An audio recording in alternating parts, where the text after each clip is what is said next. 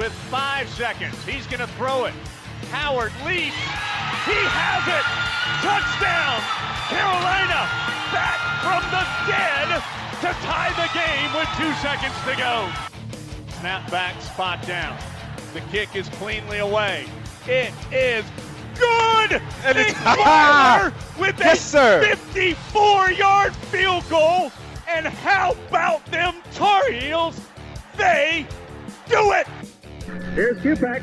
Gives off to Amos. He's got it. He's Unbelievable. Unreal. Jordan back to kick. It's blocked again. Picked up.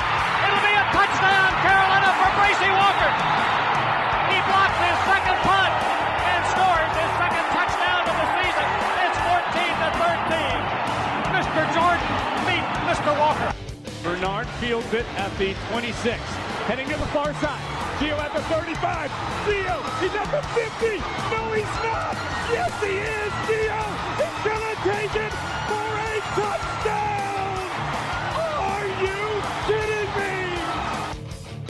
This is the Heel Tough Blog Podcast on Spreaker.com. Hey guys, and welcome to this edition of the Heel Tough Blog Podcast. We are back after a long layoff, and now it is officially time to talk about some on-field football as the Tar Heels got back to action today when they opened spring camp inside of the new indoor facilities, which have gotten rave reviews from what we've seen over the past couple of months from recruits, and of course today for many of the journalists that stepped inside for the first time, as well as the players who were out there for their first official practice inside of that building. But first, we got a couple other things that we have to do beforehand, and first, we got to welcome in our co-host, Josh Marlowe. Hey, buddy, how you been doing? I know you have been covering basketball, and it's heading towards the end of the season, so you're hitting the home stretch, and it's been crunch time for you. So, you holding up? Yeah, man, we've had a lot of work going on with basketball. You've been helping me out. We've surprisingly got a team that is competing to win the ACC, which wasn't expected to begin with, and then after an early loss to Louisville, but here we are, and it's been a fun ride. But it's also good to take a little break and talk about Carolina football because it's actually exciting with Mack Brown and all the stuff he did in the off season, and really excited what he's going to do with this team in the preseason because this is where this team's going to win games in the fall. It's not in the fall. It's what they're doing now and in the summer, and just really excited to see where he's going to lead this program. Yeah, and it's kind of weird because over the last couple of seasons, spring camp has started up around this same time, but it hasn't really had the same energy that it did today where people actually, did stop talking about basketball for a good period of time, about 3 or 4 hours there, from about 3 o'clock until 7 o'clock. That was when, they went through practice and then had some interviews going on afterwards, and Carolina football was in the limelight for the first time in what seems like forever. So it is very encouraging, like you said. And, there are some other storylines that we have to talk about before we circle around and start to preview what to expect from the rest of spring camp. But first, we'll start with the opening drive here on this edition of the Heel Tough Blog Podcast. This is the opening drive. And for this edition of the Heel Tough Blog Podcast, the opening drive will focus on a guy that has transferred out of Carolina, but for a different reason besides to play at a different location and maybe get more playing time. Nathan Elliott, the starting quarterback from Carolina a year ago for the bulk of the season. Of course, he had Cade Fortin start the game against Virginia Tech, got injured, and then, of course, Nathan Elliott had to come in the second half of that game. And then Cade Fortin, of course, started the final game of the season, played all the way through in that one against NC State. So those were the only 2 games a year ago that Nathan Elliott did not start. Some may think that Chaz Surratt started the game against Miami, but he did not start that game. He just alternated with Elliott. Elliott actually did get the start. So 10 starts a year ago for Nate, and he ends up finishing with a 4-9 record as a starter and he ends up leaving Carolina with 3,149 yards passing. He posts a 21-14 touchdown interception ratio, which I think a lot of people thought was probably worse than that number. But ultimately, there were some times where Nathan Elliott was able to move the offense down the field, especially late in the 2017 season, which was one of the reasons that he was the favorite to win the starting job a year ago. Of course, he did. And then he ended up, struggling a little bit. We debated on this podcast whether or not he limited the playbook. And I still think that was probably part of the reason why Carolina's offense did struggle, was because, the playbook was a slight bit limited because of his lack of arm strength.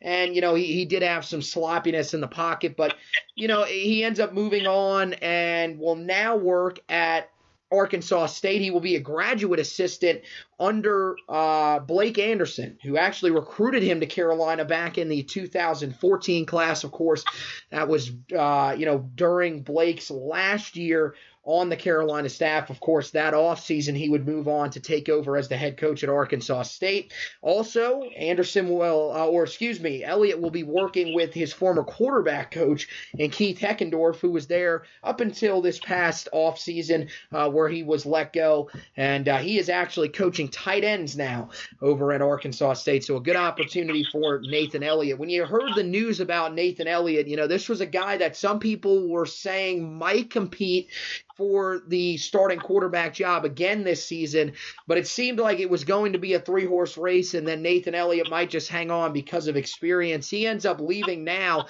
What was your overall impression of the move by Nathan Elliott? I was kind of shocked because there was not any rumor about this happening at all, that he was looking to maybe leave. He never put his name in the transfer portal that we know of or anything like that, but I think ultimately, he achieved his dream, which he got to start as a major college football quarterback. But I think you also understand that he's a limited quarterback. We're going in a different direction. And for this team to win and be successful, we probably needed someone else under center. And he always wanted to be a coach anyway, so why not go ahead and get into the field? Because, look at head coaches now across college football and the NFL.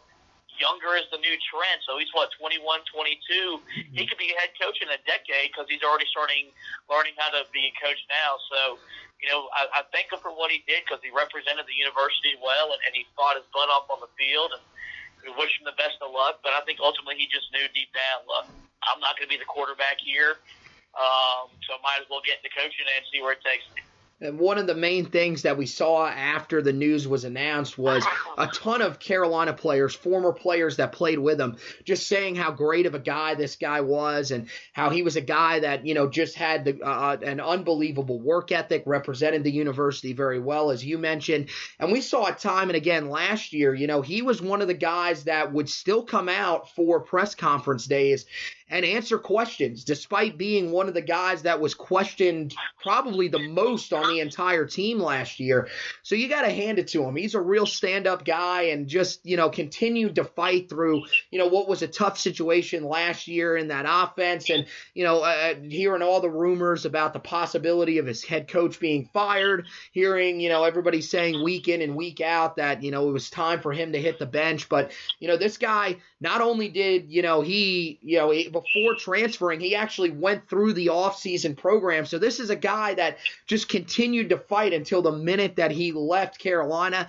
And now it's like you said, it's a young man's game in coaching right now, and college football is starting to see that as well, especially at the coordinator positions. So I think Nathan Elliott, if this is the move that he wanted to make, and it seems like this has been a move that he's been looking at for a little while now, I think it's ultimately the best move for him, and allows him to continue to stay with the game of football as opposed to sticking it out another year at Carolina and then maybe trying to latch on somewhere in one of the many football leagues that are now going to be available to him, whether it's the NFL, the AAF, or the XFL. Instead, he's going into coaching and getting an early start, like you said, and I think it's going to work out pretty well for him. So from there, we'll move on and transition into the spring camp preview. And there were some storylines that came out on Friday in Mack Brown's pre-spring camp interview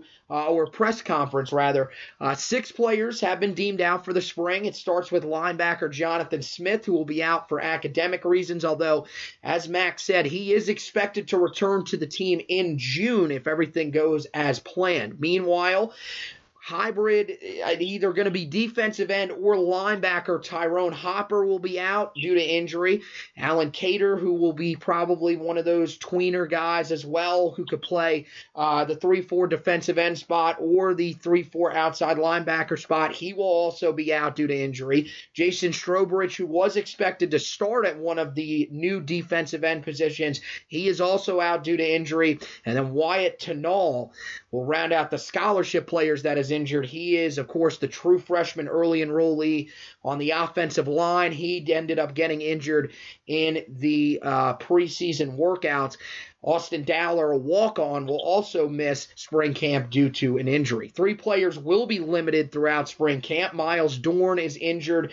Of course, he battled injuries all of last season. Miles Woolfolk, who missed the final 7 games of the regular season a year ago, he will also be limited. So both safeties that started a year ago that remain on the team, they are both going to be limited. And then Antone Green, the wide receiver, who of course suffered the brutal ankle injury against Syracuse, he will be limited throughout camp as well. 3 players will move positions. Chaz Surratt goes from quarterback to outside linebacker. Saw some reps that he was taking there today, courtesy of Tar Heel Illustrated's Andrew Jones. He was out there filming and did a great job of keeping an eye on Chaz Surratt. And for the most part, Surratt looked pretty good. We'll talk a little bit about him coming up. Avery Jones will move from offensive guard to defensive line, although there is still a chance that he could play on the offensive side of the ball.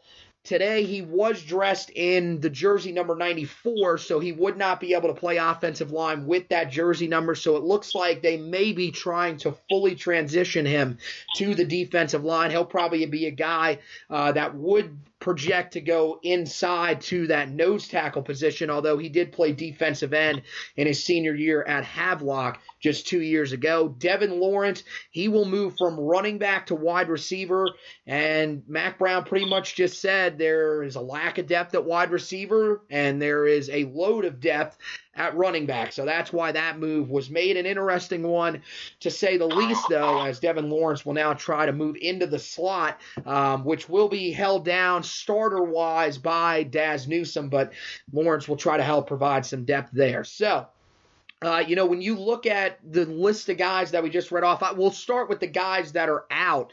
There are some significant defensive guys that are out of the lineup for the spring.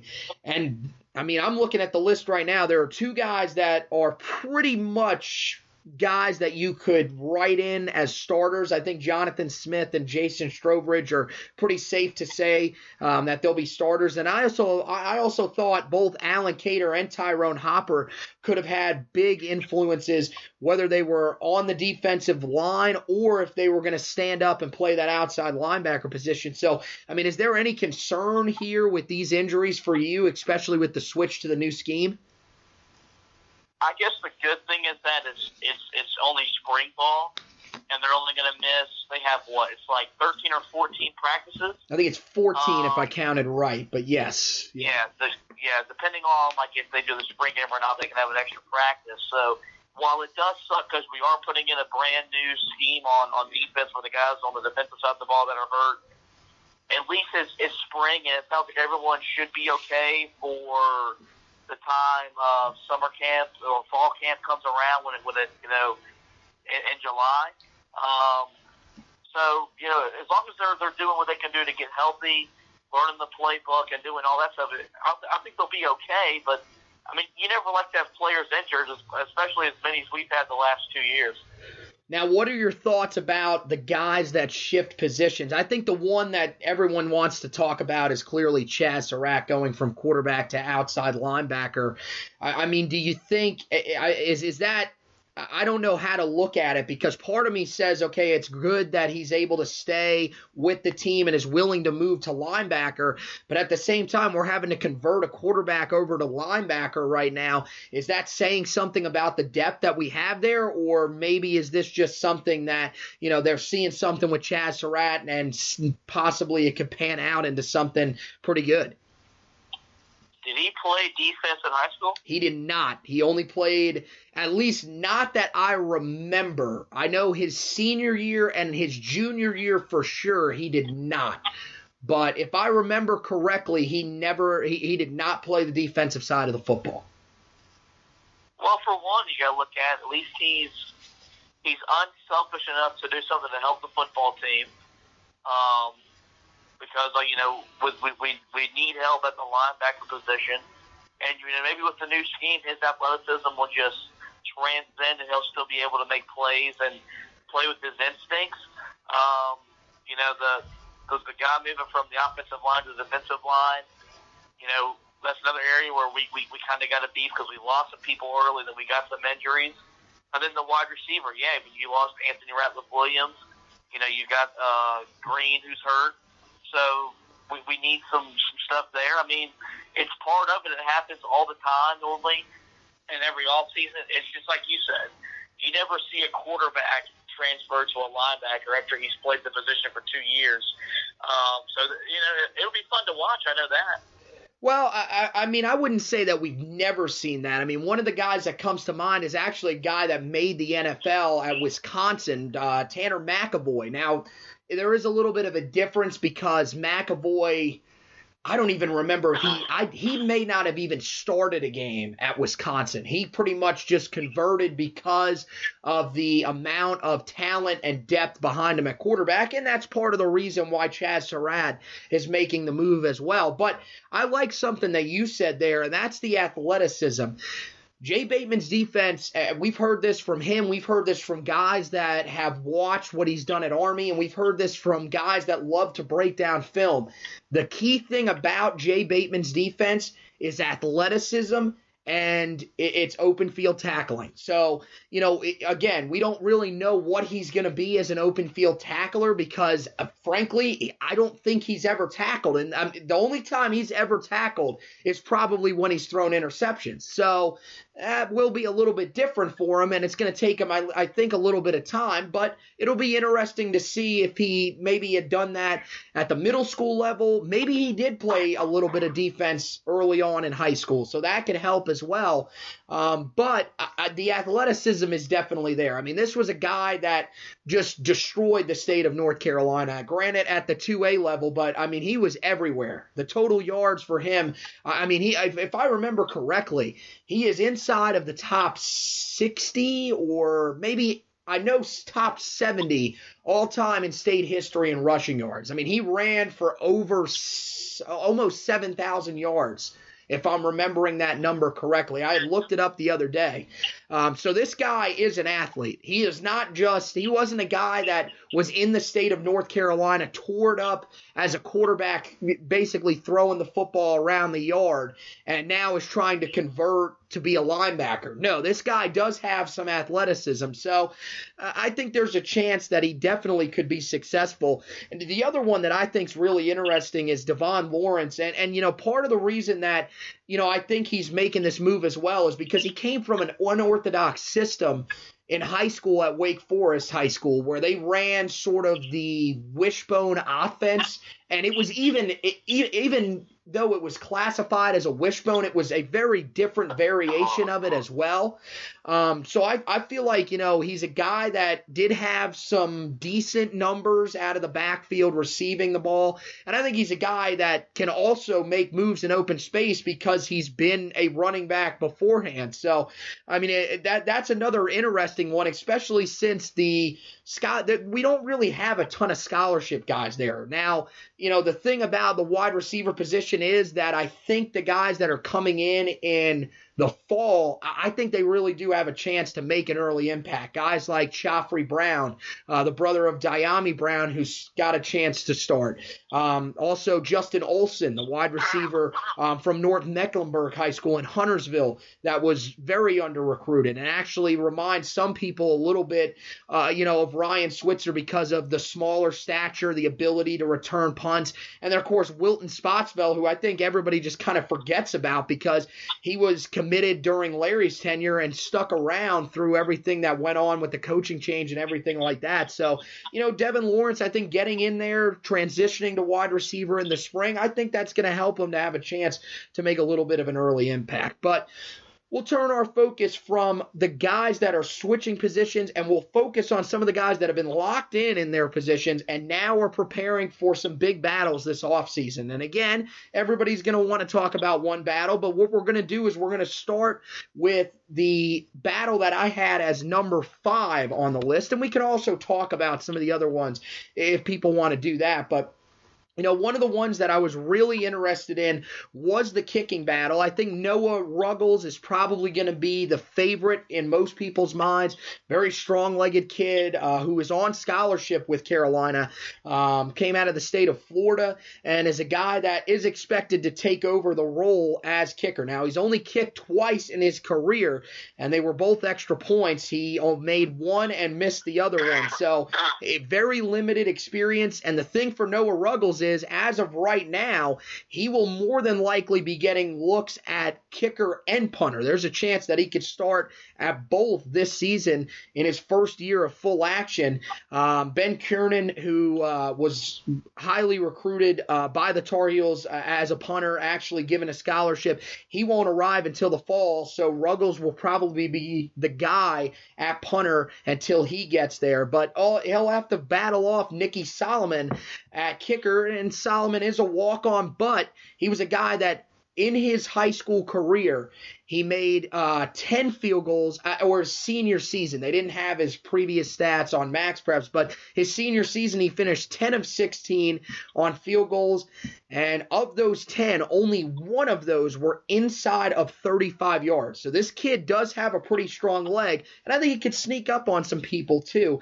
And if neither one of those guys are able to separate themselves, Jonathan Kim, who will enroll in the fall, he is going to be a walk-on as well. He could make some noise. He actually committed to the Tar Heels as a preferred walk-on just a couple of weeks ago. And so he could come in and potentially make an early impact. The question here for me, and, I just want you to talk on this for a little bit. When you look at the kicking game in recent years, really since Nick Weiler left, there hasn't really been all that much consistency there. And really, even with Nick Weiler there, it took until his senior season to get that consistency out of him. So, how important is this battle? Because I feel like a lot of people kind of put this one on the back burner thinking, it's just kicker. Special teams is very important, and it was very important under Larry. It was just in the kicking game it never mirrored that what he was saying, because like you said, outside of Weiler's senior year, literally every year he was there, the kicking was inconsistent. I mean, at the time we couldn't kick 35-yard field goals. It was that bad. So I think that's what all Mack Brown's going to look for in the staff is who is the most consistent guy. When we can't get 6, who can we count on to get us 3? And if Ruggles doubles up as punter, who's going to punt the ball good enough to put the opponent's offense in a worse situation? It's really that simple. So that's what he's going to look for. Which guy gives him the best chance to make field goals, put kickoffs through the end zone for touchbacks, and then when you punt, punt the ball at a pretty good rate. I think you're going to see, it's going to sound weird because Larry, coaches special teams. I think it'll be different now that we have a special teams coordinator as opposed to the head coach. I think you're going to see a heightened and a better effort on that side of the ball. Outside of the return game, that's all Larry's teams did was return the ball well. So hopefully we get a little bit more consistent, because we're not going to score touchdowns every time.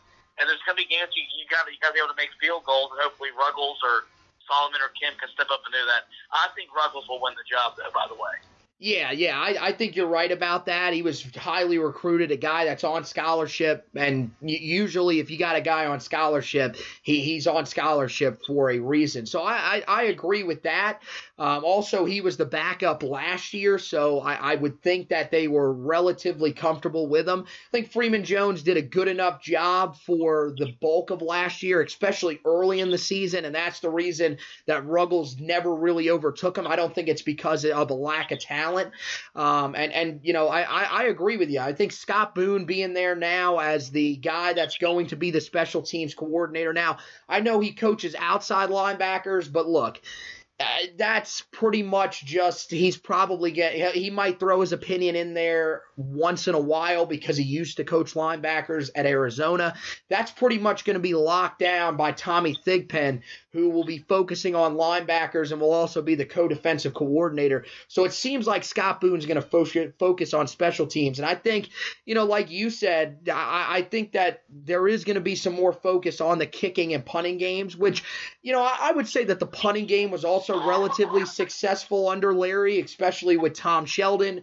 I thought, Hunter Lent had his moments, but he was just really inconsistent. That was the only problem for him. And I think, when you look at him now, you're probably going to have – there's a chance you could double up with Ruggles. So, I'm not sure. I'm hoping that maybe Ben Kernan can come in and settle that punting job down in the fall. But, yeah, as for the kicking game, I think you're right. I think that they will go with Ruggles, and it's going to be important to find a guy that is consistent there because a year ago, Phil Longo's offense at Ole Miss kicked the most field goals in the country with 23. So they've got to find a guy that is reliable.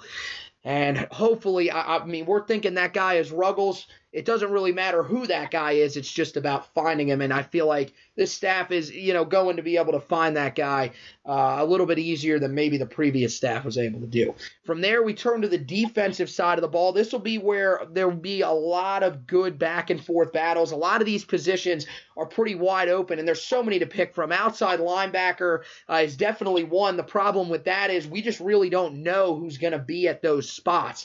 And same thing with defensive end. One of the guys that was there today was telling me that Timon Fox is going to stand up as an outside linebacker. But Timon Fox, to me, seems like a guy that probably is built to put his hand in the dirt amongst the group of guys that will be out there on the field, because the guy that, one of the guys that I was asking about as well, in Lincine Ture, he's a guy that is to me, from what I've seen, is significantly smaller than Timon Fox.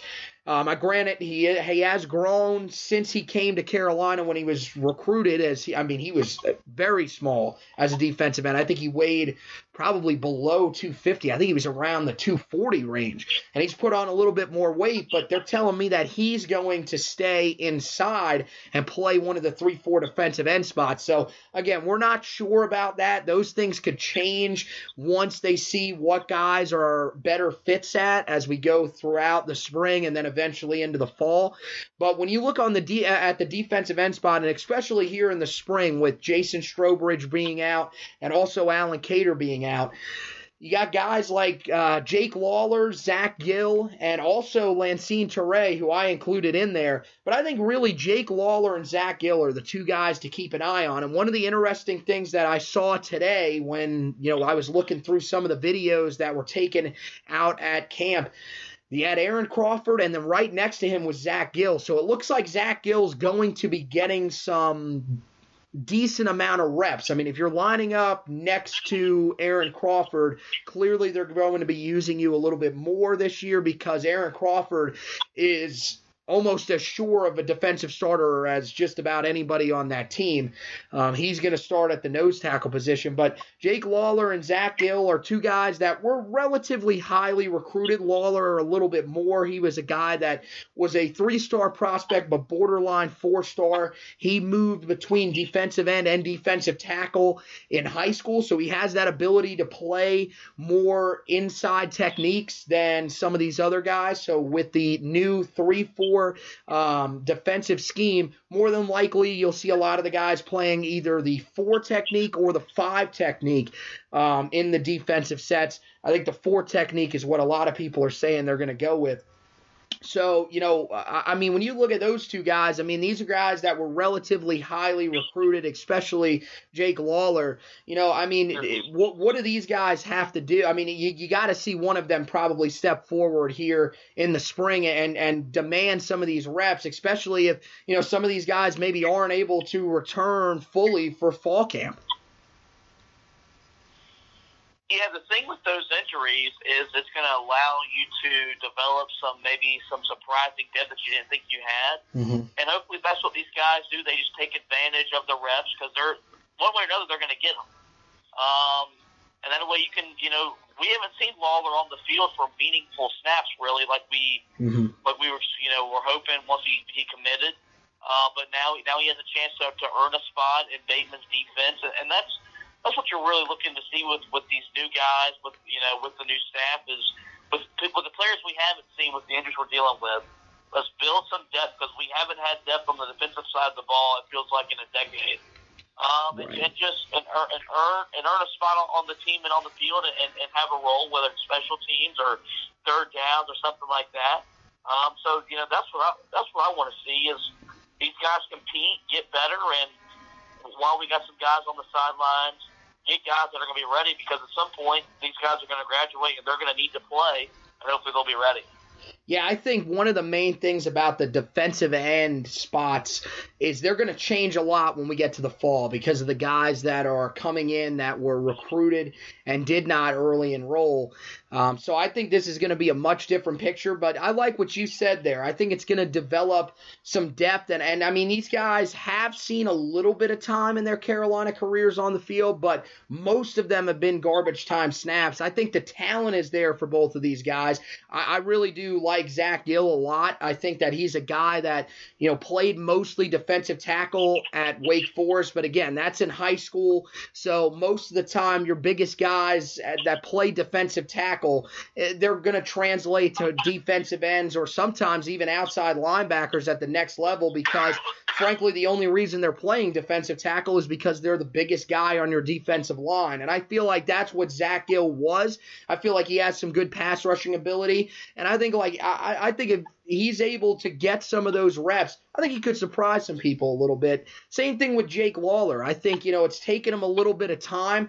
I also think that he did have to build a little more upper body strength, and I think that's starting to finally come around. I'd like to see, what he looks like now after going through this offseason's workout program, which a lot of people are saying that just about all of the players did a fantastic job in. So I would be wanting, I want to see what he looks like out there as well as Gill. And I think both of those guys, potentially with the extra reps could become guys that make impacts on the field if needed this fall. So we'll turn and stay on the defensive side of the ball, but we move to the secondary for this next battle. This is my number 3 battle, and it's going to be at the strong safety position. Free safety is pretty much locked down with Miles Dorn as long as he's healthy. But at the strong safety position, it's going to be a little bit interesting considering that the Heels really don't have a guy that's able to step in and automatically fill that position like they've had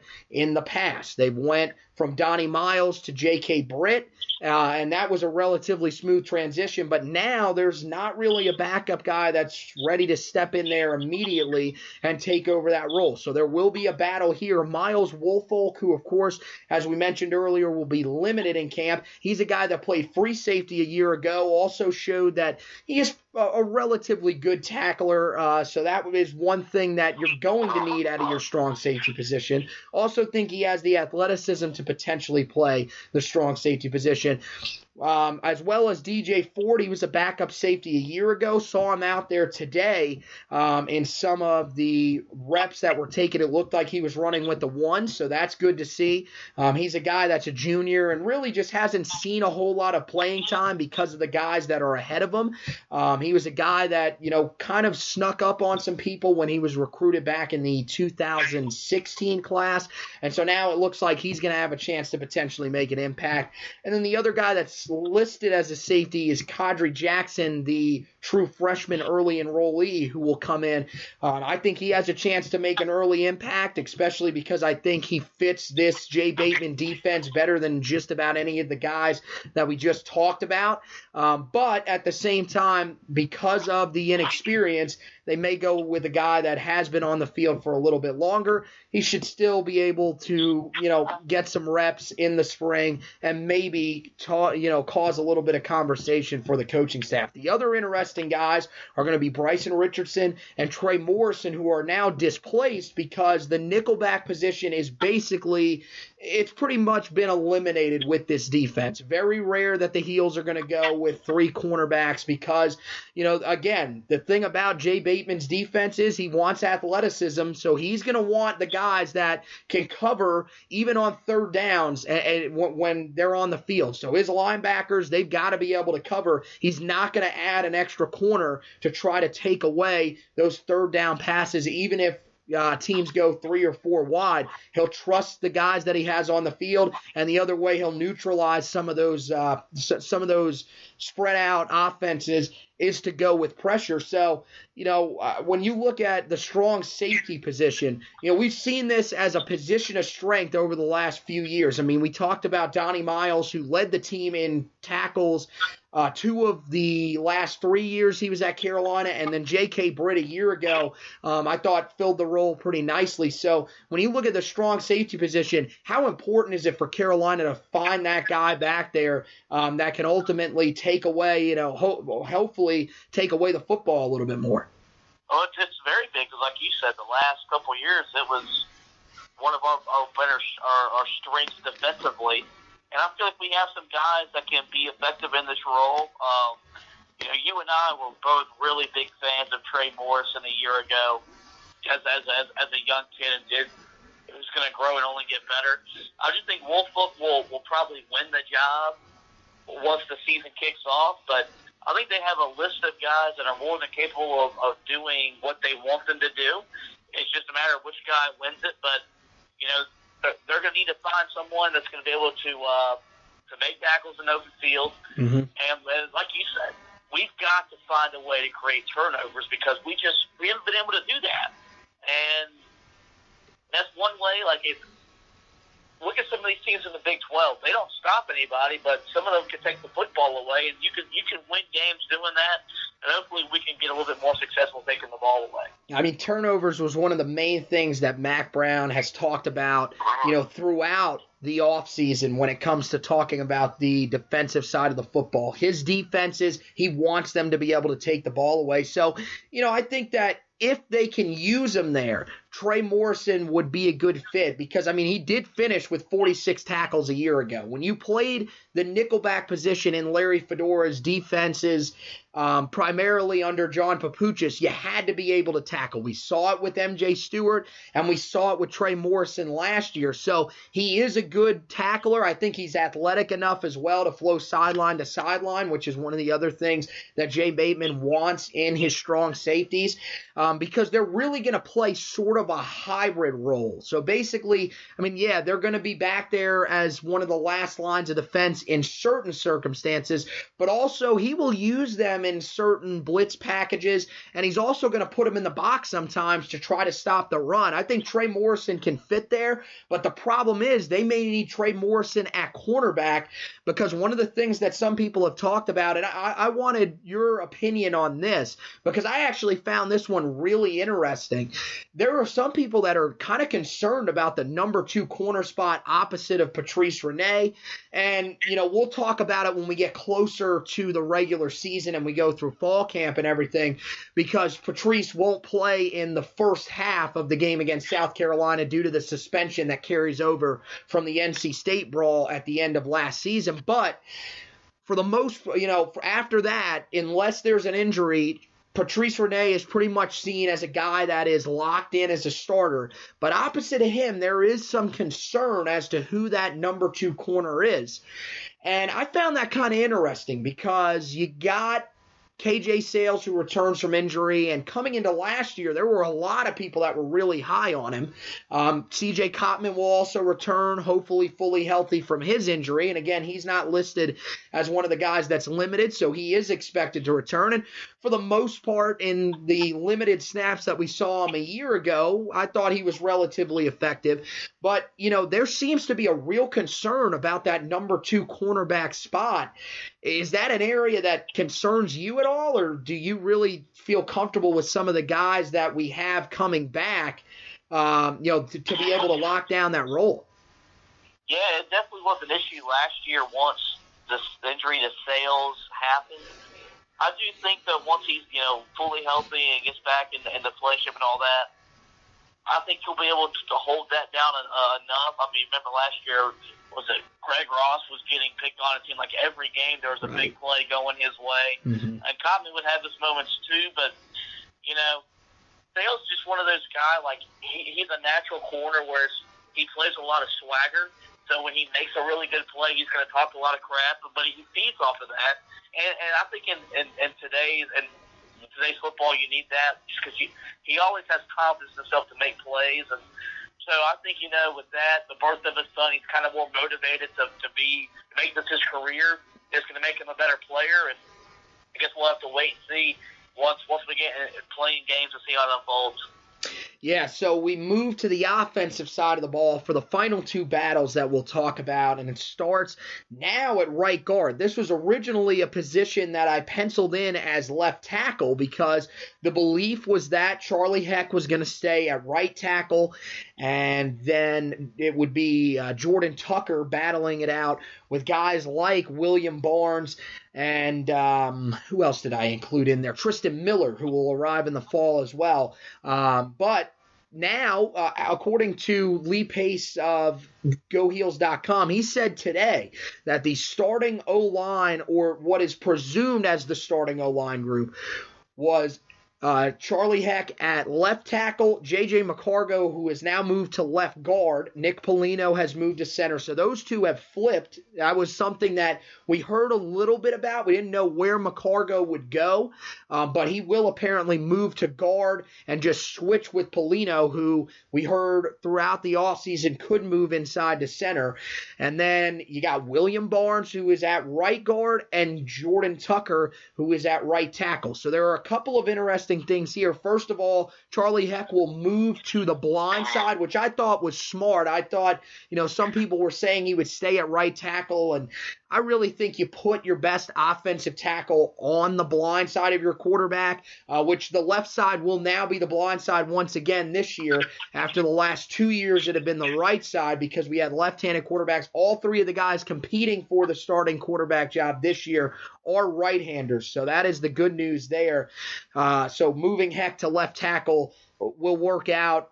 He'll now protect the blind side. But the other interesting thing that I found is that right guard spot.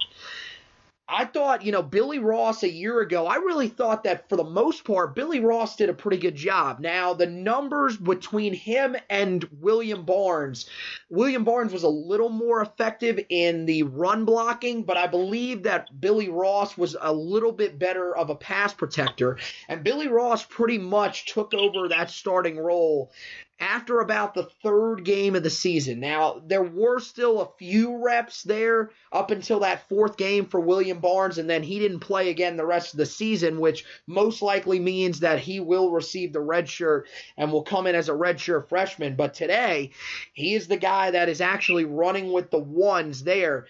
So, I mean, when you look at that right guard position, I still think there'll probably be a little bit of a battle because, again, William Barnes has not started a game in his Carolina career officially.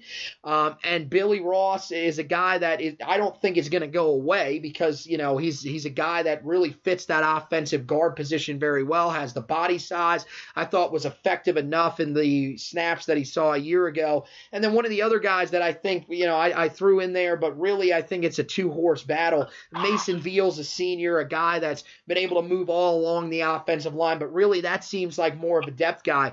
When you look at this battle between William Barnes and Billy Ross, I mean, is the reason that Barnes is running with the ones really just solely based on talent? Or, what do you think the reason is that Barnes is probably out there with the number one group? That probably what surprised me, but I also trust that Mack Brown went back, watched some film, as he was preparing once he took the job, learning the players and their technique and all that stuff, and probably saw from what you said in the 4 games, that guy probably gives you the best chance right now if they had to line up and play. The good thing is Billy Ross is pretty good too, so you have a little bit of depth there. If one of them's having an off day or one gets hurt, you got a quality, capable backup at that position. And hopefully they just push each other. Barnes got a little bit better pass protecting, as we are going to run a pass-first offense with Longo as the offensive coordinator here. But, it is what it is. They have a whole, 6 months to figure it out. They're both going to get better at what they do. And, when they line up against South Carolina, I trust that the best guy for the job will have it. Well, when we line up against South Carolina, the position that everyone will be focusing on is the quarterback position. And once again, we have a battle for the starting quarterback position. But this year, I think there's a little more enthusiasm around the guys than over the last 2 seasons, where you went with guys like Brandon Harris, Chaz Surratt, and Nathan Elliott. This year, you've got guys like Cade Fortin, who showed last year in his 2 starts that he's got a humongous arm and is a guy that really could fit the air raid offense pretty well. You got Jace Ruder, who made some very exciting plays in the limited snaps that we saw for him against Georgia Tech before he, of course, went down with the shoulder injury, and is also a guy that does have some good running ability.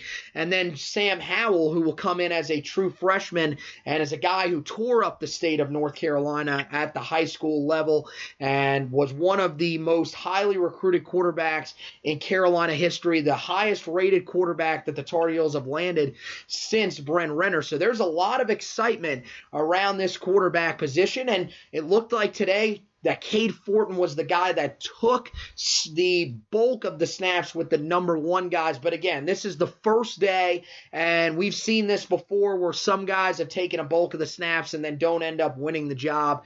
So, when you look at this quarterback battle, first of all, is this one of the more intriguing battles to you in the last couple of years when it comes to the quarterback position? I mean, it's got to be the most intriguing since Marquise and Mitch, right?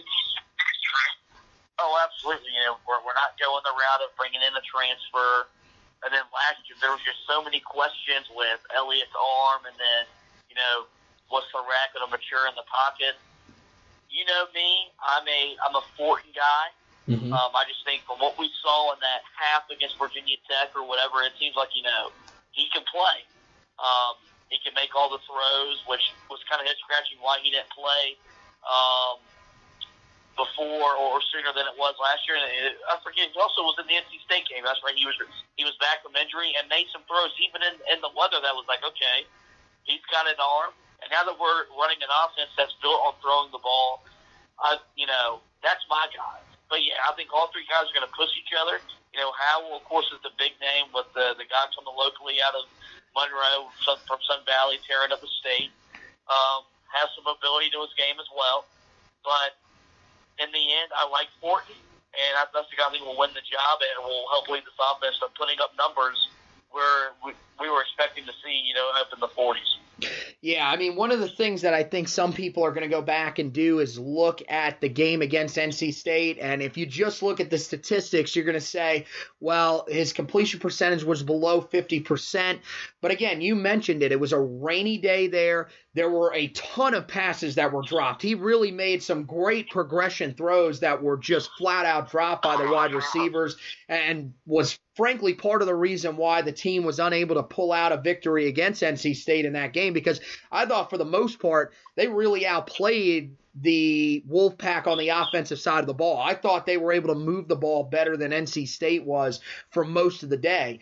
I agree with you. And the main thing that Mack Brown said in his press conference on Friday, when it comes to the quarterback position, it's about the guy who can move the ball down the field and put the most points on the board. Whoever does that best is going to win this job. And I think that's where, you're going to have, an interesting back and forth with conversations like this, because Cade Fortin is a guy that, we saw a limited amount of.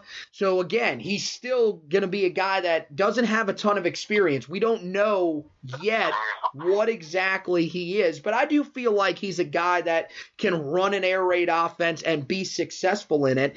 Then you got Sam Howell, who sort of ran a bit of an air raid offense at Sun Valley here in Monroe, but he was there was still a lot of running that was involved in the offense that he ran. Now, the good thing is a lot of people will say, well, he's a true freshman. How well does he actually know the playbook? Knowing this specific playbook, he really isn't all that familiar, of course, because nobody is. They don't give out the playbooks for every college while you're a recruit until you read it up so you know your offense when you come in. He's got to learn as he goes. But he ran a complex offense at Sun Valley. He did run a ton of RPO there. So, this kid, he's got enough knowledge to where they were able to expand his high school playbook and actually run what is probably considered a college-level playbook. So he does have probably a little bit better understanding than some of the quarterbacks that we've seen in the past coming in. The learning curve for him might not be as steep as maybe some of the other quarterbacks for Carolina over the last few seasons.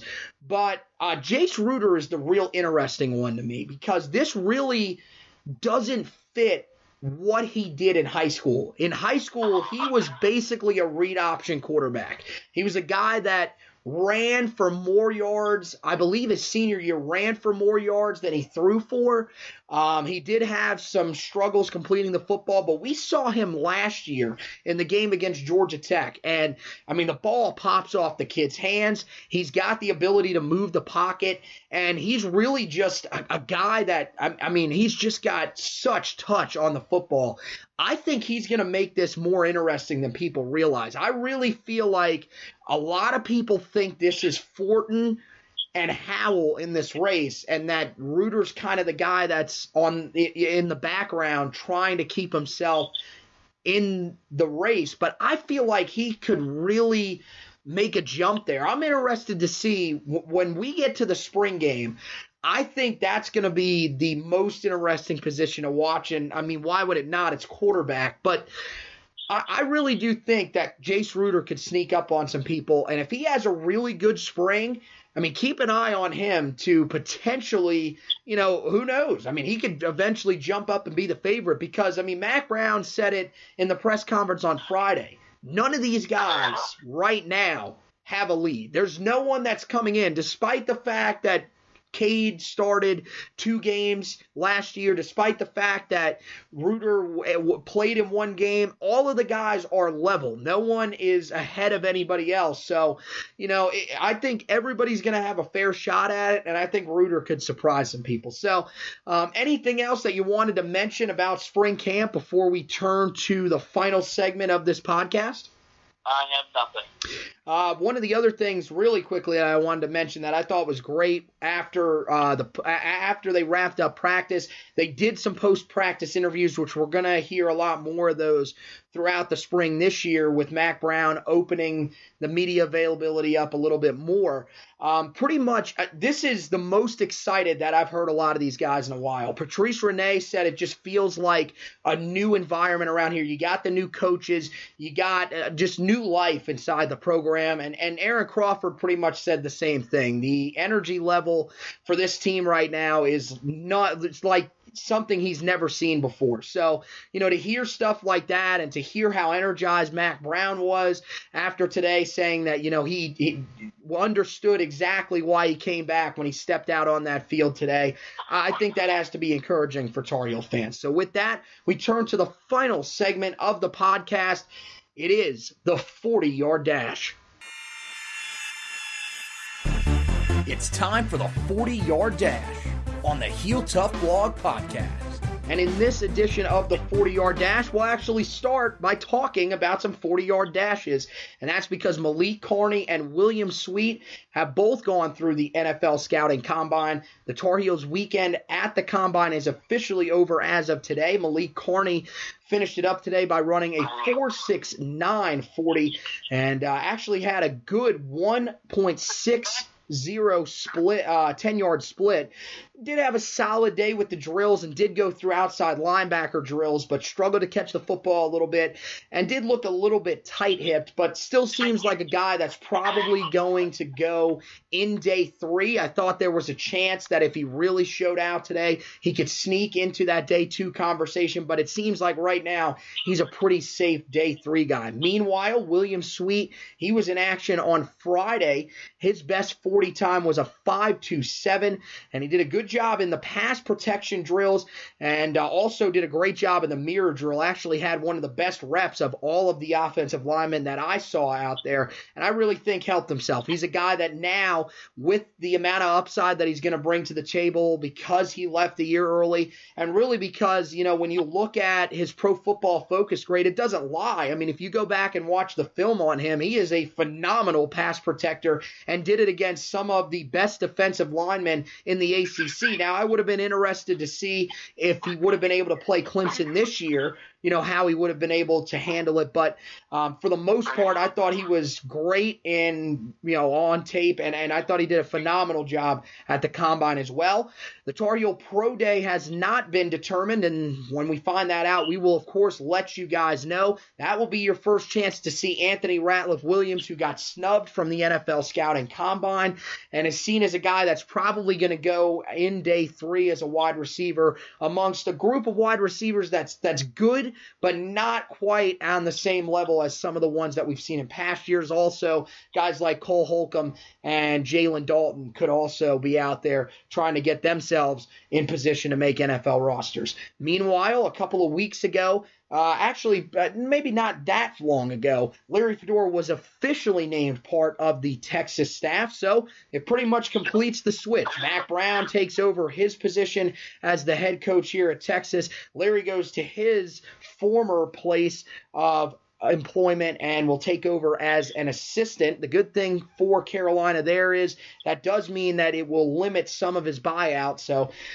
good for Larry and good for Carolina altogether, but definitely happy that Larry is able to get back into coaching. Of course, we had heard throughout the offseason that there were some chances that he could land as an offensive coordinator. Did not land in any of those jobs, but being a part of Texas staff, which is a team that is up and coming in college football right now and may actually, believe it or not, have playoff aspirations this season. That's just awesome for Larry. Meanwhile, the new outdoor practice field is hoping to be done by the time the team returns from spring break. Part of the reason for the delay is because of the bad weather that we've had generally in the southeast over the last couple of months, but they are expecting to have that ready when the guys come back on March 19th. The final day of practice will be March 7th. That's the third Tar Heel practice, and then they will pick it up for the fourth one on the 19th. That is when they are expecting to have that outdoor field ready, and that is important because Kenan Stadium right now is a complete disaster because of all of the rain and all of the sporting events that have been played there. There was a lacrosse game that was actually played there on, I believe it was Friday, and the field was just absolutely destroyed. So they are hoping that they are going to be able to get that ready for the spring game on April 13th. They should be able to do that as they'll have just a little over a month. Junior Day was a success. That was last weekend, and of course some major prospects were on campus, headlined by 2020 5-star inside linebacker Antone Sampa. After that, he put the Tar Heels in his top 8. And, you know, there were some guys that were on campus today that were of significance as well. 2021 4-star running back Evan Pryor was the guy that we had heard about for a while. And then a couple of surprise visitors. 2020 4-star weak side defensive end Desmond Evans stopped by, as well as 2020 4-star offensive tackle Mitchell Mays. Both of those those guys were there for practice today. And finally, we don't usually talk about basketball on this podcast, but we will take a minute to send out prayers to Coach Roy Williams, who did go down on the sideline in the game against Clemson the other night. As of right now, they are saying that it is just a vertigo spell, and we do want to wish Coach Williams the best at this time. So that's going to do it for this edition of the Heel Tough Blog podcast. I want to thank you guys for listening as always and encourage you to check out the Heel Tough blog. You can go to www.heeltoughblog.com. That is the new website if you guys haven't checked that out. That's where we've got all of our articles at this time, and that includes a recap of everything that went on at the Combine for both Malik Carney and William Sweet. You got the previews for spring camp if you want to take a look at that, including a position-by-position breakdown for each of those. Keep in mind that the outside linebacker and defensive line spots, those are still tentative to change. They are just guesstimates with the guys that I did put at the certain positions. So just take those with a grain of salt. But the rest of the guys, it'll give you a little bit of insight on what to expect and talk a little bit about some of the battles that we'll see in camp. Also, you can check out those battles that we just talked about. There's an article on those. Those are the best camp battles. That is also an article that is up. And then if you want to read about Nathan Elliott or Mac Brown's press conference from Friday, you can check those articles out as well. Meanwhile, you can go and check out the Roy's Boys podcast as well if you want to hear some talk about the Carolina basketball team that, as Josh mentioned, is hitting the home stretch. Of course, Duke, they will play once again on Saturday, this time in the Smith Center. And then after that, it's ACC tournament, and we are into the NCAA tournament. So it's the most exciting time of the year for Carolina basketball, and the Roy's Boys blog and the Roy's Boys podcast has you covered. You can listen to that at most of the same places you can listen to this: Spreaker, iTunes, Google Podcast, and Spotify as well. iHeartRadio is in there as well. That's the other one that I meant to include in there. For us, plenty of places you can check us out. We are all over just about anywhere that you can get your podcast, and we are continuing to try to get this expanded onto Pandora as well. That was one of the other ones that I submitted to, but Spreaker, iTunes, Google Play, Spotify, TuneIn.com, the TuneIn app, iHeartRadio has it. Just tons of places that you guys can like and subscribe to the podcast if you like it. So that's it for this edition. Want to thank Josh for joining me and you guys once again for listening. And as always, go Tar Heels.